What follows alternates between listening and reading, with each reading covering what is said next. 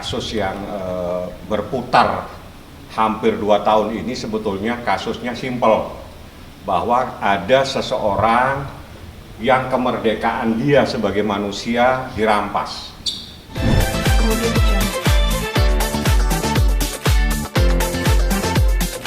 Rekan-rekan, makasih banyak, mohon maaf ya sampai malam karena memang tadi hampir ada 50 pertanyaan sehingga tadi mengerucut adanya intelektual leader ya, jadi aktor intelektual dari perkara ini. Bahkan tadi disebut ada berawal dari telepon seseorang sehingga datanglah 8 orang dan seterusnya. Tadi sudah dijelaskan sama Leman atau Sulaiman bagaimana kejadiannya sehingga dia dirampas kemerdekaannya.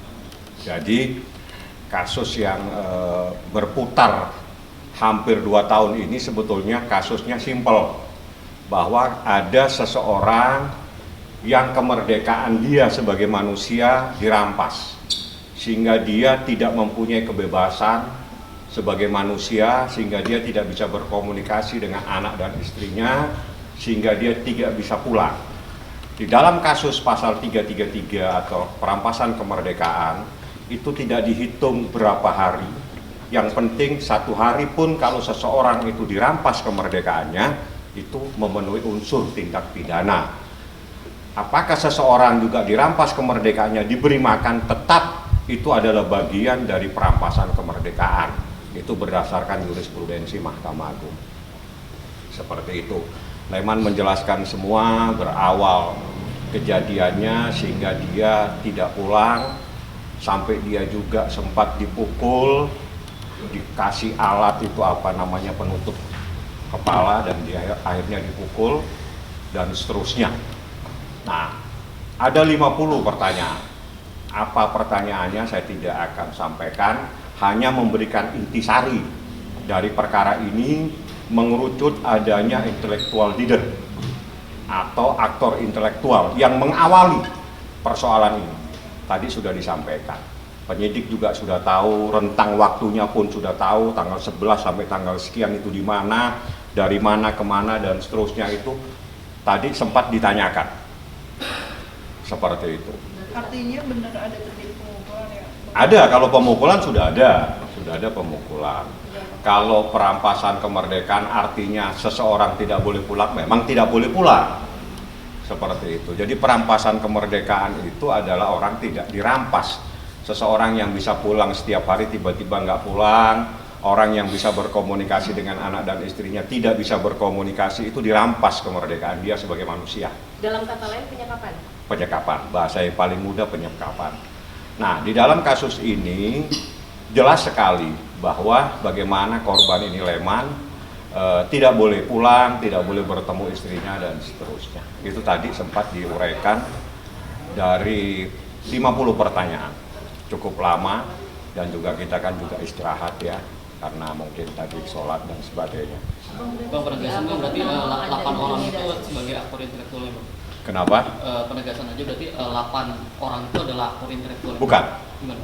8 orang itu muncul, dipanggil untuk datang dan setelah itulah ada kejadian di mana korban dibawa masuk di mobil dan seterusnya dan seterusnya.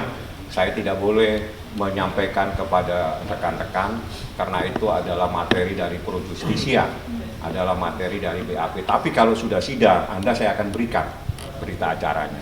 Ya. Kemudian nggak sih di BAP pertama itu Leman merasa ada yang menyetir dirinya untuk tidak berkata jujur? Maksudnya tidak berkata jujur untuk yang jujur yang bagaimana? Maksudnya dalam arti kata dia ada yang intervensi ya? menutupi tidak ada kejadian gitu Mas. Oh enggak, jadi saya tidak tahu ya. Yang jelas selama saya dampingin Leman dan Rini itu sudah menjelaskan secara terbuka kasus ini. Jadi kalau mungkin sebelum dia bertemu saya tidak tahu. Tapi yang jelas pada saat saya dampingi si Sulaiman dan Rini itu menyampaikan kejadian runtut peristiwanya seperti apa dari 11 Februari 2021. Kejadian dia dibawa dari sini, ditaruh di sebuah apartemen, tidak boleh pulang dan seterusnya. Jadi ketemu istri juga nggak boleh, pulang ke rumah juga nggak boleh, ketemu anak juga nggak boleh, berkomunikasi pun tidak boleh. Nah, itu namanya kemerdekaan seseorang sudah dirampas. Dalam PHP yang kedua ini ada kesulitan jawaban dari Leman? Tidak, karena pertanyaannya banyak dan sangat detail. Jadi penyidik secara terperinci menanyakan peristiwa per peristiwa. Jadi kejadian tanggal 11 itu apa, 12 apa, 13 apa, 14 dan seterusnya. Itu ditanya secara terperinci dan Leman menjawab karena dia yang tahu. Bahkan dia bilang, saya masih trauma, Pak. Traumanya sampai sekarang. Terus ditanya, kenapa Anda tidak melarikan diri? Bagaimana saya mau melarikan diri? Saya ini sudah pernah dipukulin, saya ini sudah pernah ditutup kepala saya sempat bawa muter-muter gitu. Jadi ketakutan itu masih ada dan dia juga diancam supaya dia tetap ada di tempat. Seperti itu kejadiannya. Ada yang mau ditanya-tanya lagi rekan-rekan? Bang, mungkin ada kekecewaan nggak dari Leman sendiri ketika ini kasus berlarut-larut hampir 2 tahun? Kalau kekecewaan bukan hanya Leman, mungkin masyarakat yang mengikuti juga kecewa. Ini kasus muda, ini kasus perampasan kemerdekaan, bukan pembunuhan, bukan penganiayaan, jadi bukan teroris juga. Ini kasus orang dirampas kemerdekaannya. 1 hari dirampas kemerdekaan itu sudah memenuhi unsur dengan ancamannya 9 tahun. Jadi perampasan kemerdekaan itu adalah kebebasan manusia itu diancam. Tidak boleh ada kesana kemari. Dia dikasih makan mungkin iya, tapi mau keluar dia dikawal. Itu adalah kemerdekaan dia sebagai manusia telah dirampas. Bang, proses kasus ini sendiri tahapannya udah sampai gimana? Ini penyidikan, artinya di dalam hukum kalau sudah penyidikan berarti ada peristiwa pidananya. Ya, catat. Peristiwa pidana itu sudah ada sejak kasus ini penyidikan dan suratnya sudah ditembuskan di kejaksaan. Berarti sudah ditemukan ada peristiwa pidana. Saat ini lagi diproses siapa yang bertanggung jawab atas adanya perbuatan pidana tersebut. Sehingga muncul tadi bagaimana berawal ditelepon muncul 8 orang yang membawa Leman dan seterusnya sama Lia. Nah itu tadi seperti itulah peristiwanya.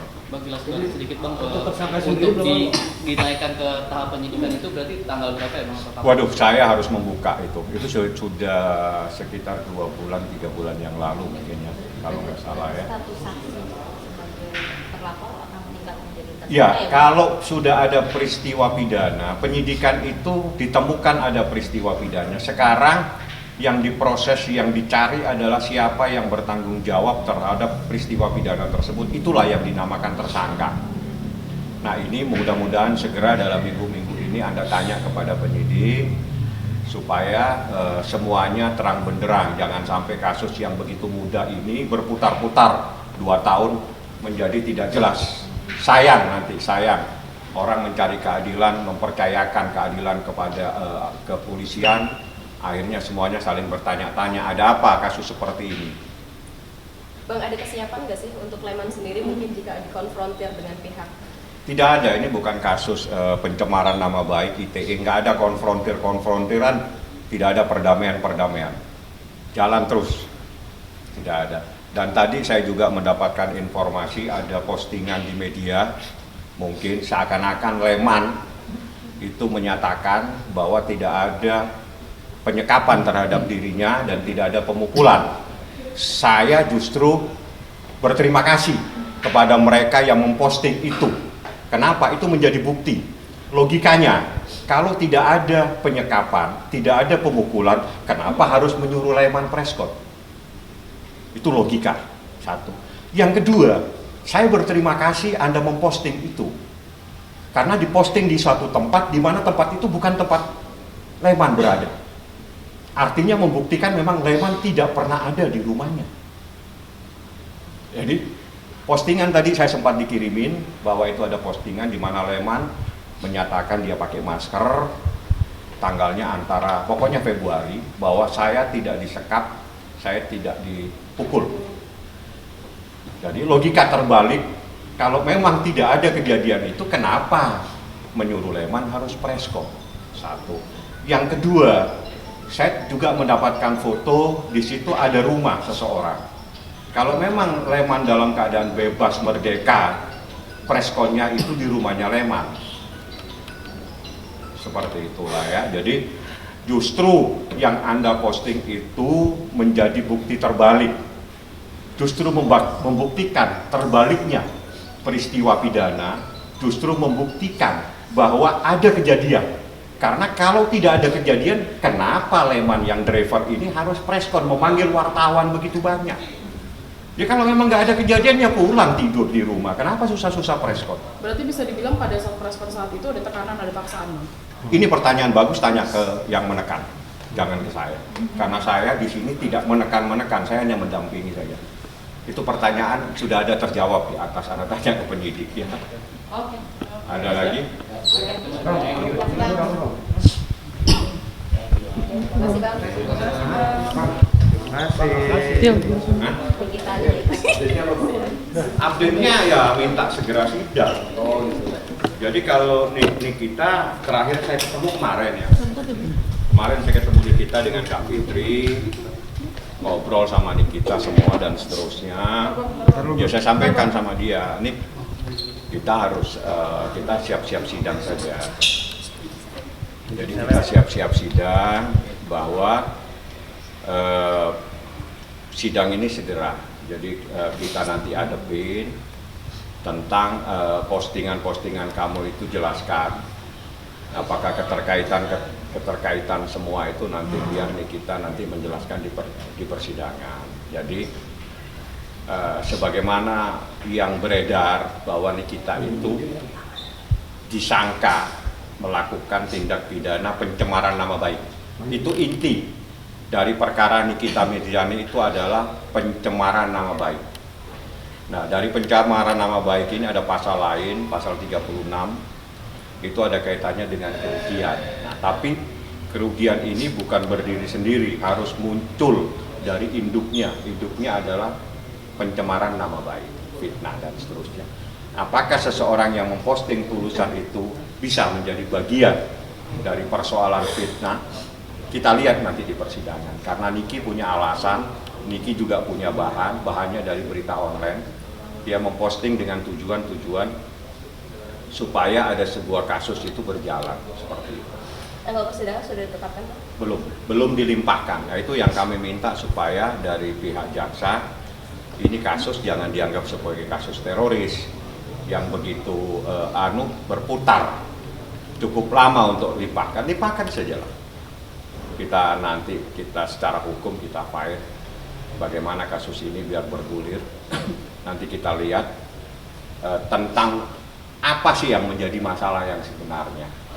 Apakah seperti postingan itu ataukah ada lain-lain. Yang jelas Niki yang saya dampingi itu memposting tulisan.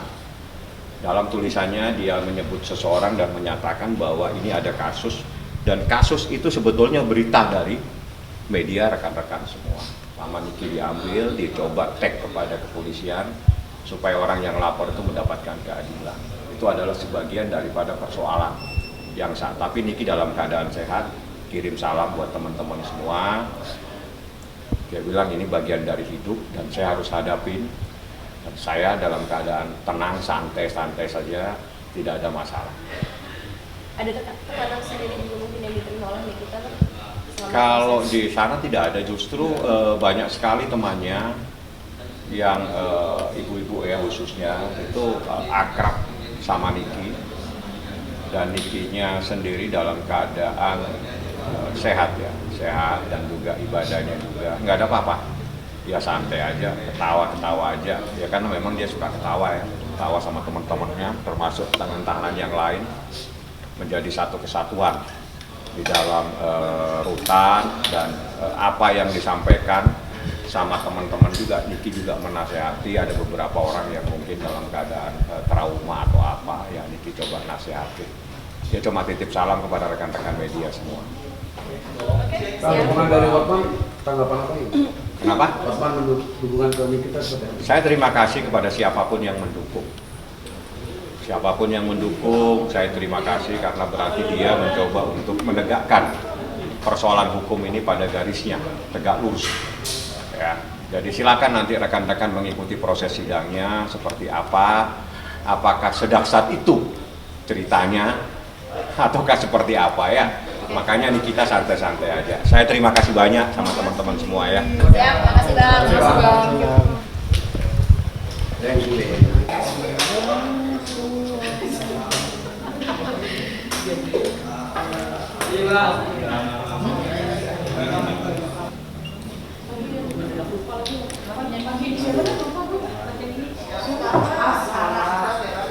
Kan dia pernah respon tuh di Komnas Perempuan yang dia ngebeberin di KDRT ya kan?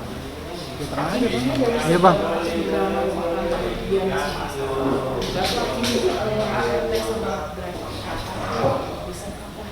Berak kesekepon, berak kesekepon.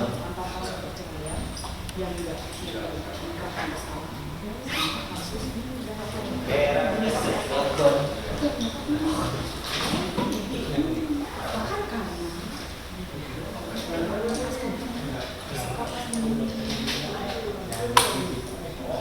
Kita mau update